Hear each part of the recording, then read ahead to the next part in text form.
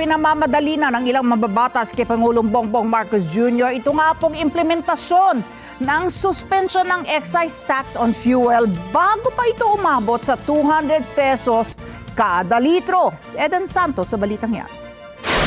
At ito ay under review sa ngayon dahil iba-iba nga po ang presyo ng produkto ng petrolyo. So under review po siya. Pinamamadali na kay Pangulong Ferdinand Marcos Jr. ang implementasyon sa suspension ng excise tax sa petrolyo. Sa harap yan ng patuloy na mataas na presyo ng langis at bilihin, gayon din ang pagbagsak ng halaga ng piso kontra dolyar.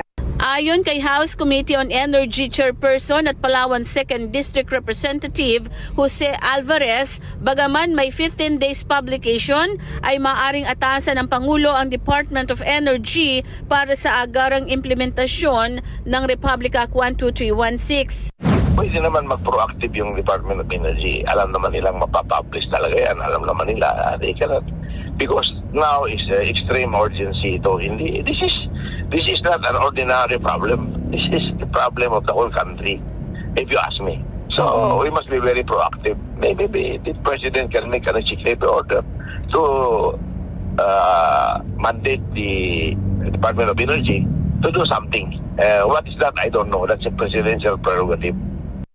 Idiniin naman ni Kamanggagawa Party List Representative Ellie San Fernando na ito na ang tamang oras upang ipatupad ng Pangulo ang suspensyon o pagtapyas sa excise tax sa langis. Ano bang gusto ni Pangulong Bongbong Marcos at ng Palasyo?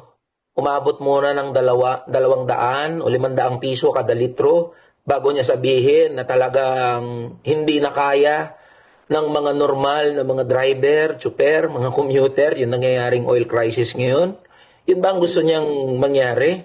Maging si Senador Panfilo Lacson ay nais na paikliin sa 2 linggo ang monitoring period upang mas mabilis maramdaman ng publiko ang ginhawa sa presyo.